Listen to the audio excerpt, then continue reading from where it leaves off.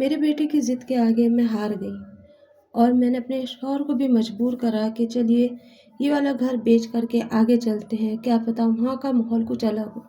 क्योंकि बहू बेटे ने कहा कि ये वाला घर बहुत छोटा है, तंग है, पुराने ज़माने का बना हुआ है। हम शहर में नए तरीके से घर लेंगे और वहाँ का माहौल भी अलग होगा, आप लोगों को घूमने-फिरने जाने के लिए भी मुँह नहीं देखना पड़ा करेगा, अकेले चले जाया करना। बस ये सारी चीज़ों के आगे हम भी मजबूर हो गए और बहू-बेटों को मैं छोड़ भी नहीं सकती थी, क्योंकि और कोई सहारा भी नहीं था हमारा। खैर चले गए हम उनके साथ में, घर को बेच दिया। जिस दिन मेरा घर बिका उस दिन मैं और मेरे हस्बैंड बहुत रोए, क्योंकि ये हमारा जो घर था, ये हमारा एक ऐसा घर था जो सपनों का महल बनाती है। हर कोई माँ अपने बच्चों के लिए बनाती है, हर कोई बाप अपने बच्चों के लिए घर का ठिकाना करके देता है। चाहे कोई कहीं भी वो परेशानी उठाए, चाहे वो मज़दूरी करे, कुछ भी करे, लेकिन अपने बच्चों के लिए घर का ठिकाना कर देता है। दूसरों की ग़ुलामी करते-करते हम थक जाते हैं, लेकिन अपने घर का ठिकाना जब हो जाता है तो बड़े खुश होते हैं।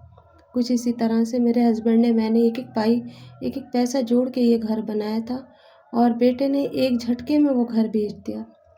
घर बेचा तो बेचा, सारे सपने भी तोड़ दिए। पहले तो वो कहने लगा कि एक काम करो, जब तक हम शहर जाके घर देखते हैं, तुम दीदी के यहाँ चली जाओ।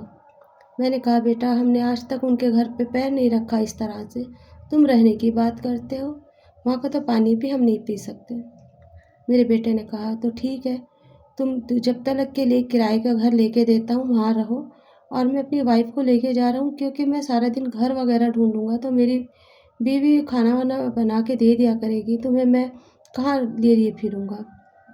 वैसे भी बुढ़ापे का टाइम है।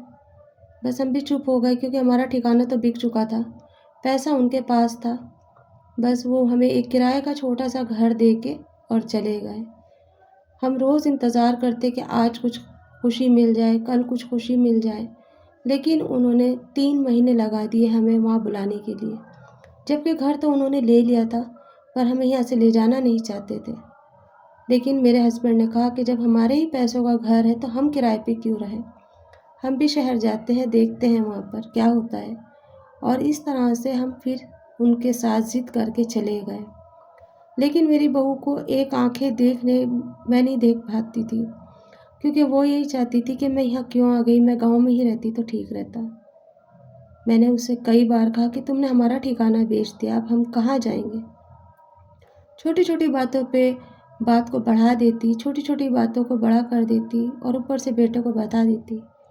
बेटा भी रात और दिन अब तो मुँह बनाने लगा था और यही कह देता कि तुम दोनों के झगड़े में मैं परेशान हूँ, और मैं चुप हो जाती। मेरे हस्बैंड को बहुत तेज़ बुखार था, बहुत खांसी थी।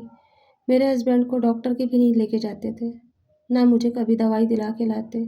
अगर मैं कभी कहती तो सरकारी अस्पताल का हमें रास्ता दिखा दिया गया और कहा कि जो भी पैसे आए थे वो सारे घर में लग गए।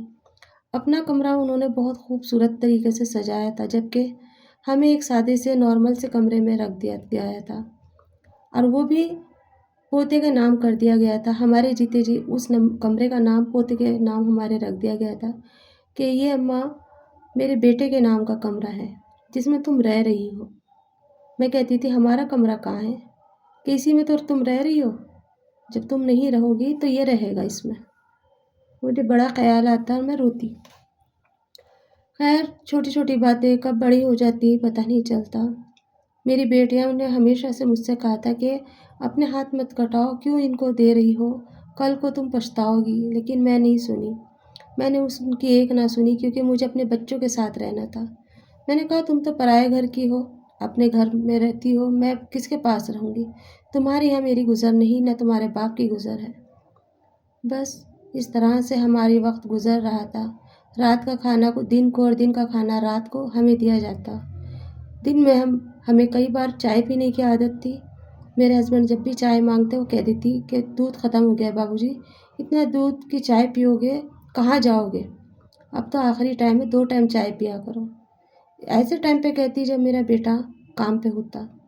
मैं भी चुप हो जाती और बस खून का सा घूंट भर लेती कि हमने अपने हाथ अपने ही हाथों से काट लिए।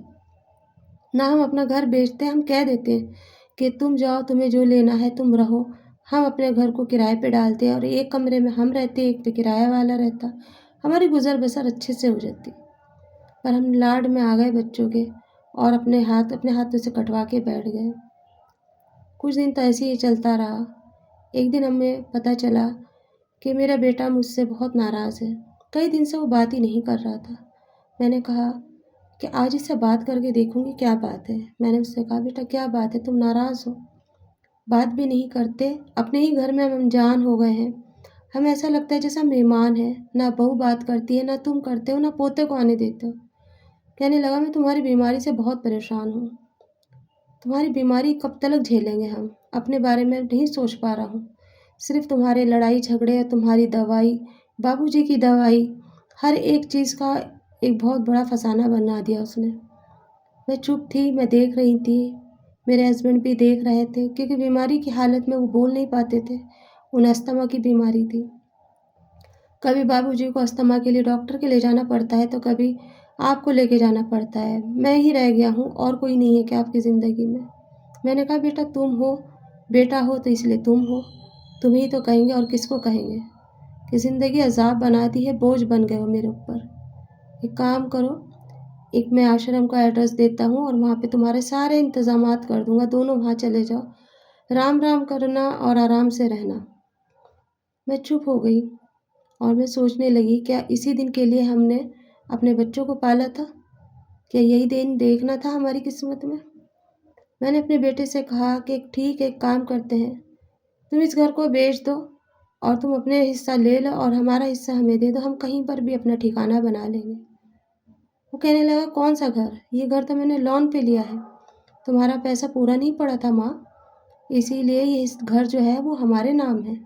अब तुम कहीं भी ठिकाना देखो अपना, जो मैं कह रहा हूँ या तो वो कर लो या फिर तुम कहीं भी ठिकाना कर लो। मैंने तुम्हारा इंतज़ाम पूरा कर दिया है, फॉर्म जमा करके आ गया हूँ। अब बाबूजी और आपको मैं बस खाली छोड़ कर आऊँगा। चाहूँ तो मैं चुपचाप से छोड़ कर आ जाऊँ, लेकिन तुम्हें बता के छोड़ कर आ रहा हूँ। मैंने कहा, एक बार भी नहीं सोचा, जो बोएगा वही तू काटेगा।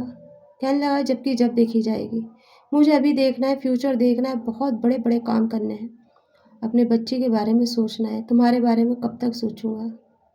ये थी मेरे बेटे की ज़बानी, जो वो मेरी इज्जत करता था। जब बच्चे छोटे होते हैं, माँ उनको पलकों के ऊपर रखती है, खुद गीले में सोती है, बच्चों को सूखे में सुलाती है। खुद के पास छत हो या ना हो, बच्चे के लिए ज़रूर करती है। आज वही छत मुझसे छीन ली गई थी और दर बदर की ठोकरों के लिए मुझे छोड़ दिया गया था। मैंने अपनी बेटी को फ़ोन करा। मेरे बेटे ने कहा, अनाथ आश्रम जाने की, विधवा आश्रम जाने की कोशिश नहीं करना, मैं आके आपको ले जाऊंगी। मेरे बेटे ने साफ कह दिया कि तुम नहीं लेके जा सकती और उसने मेरे दामाद को चढ़ा दिया।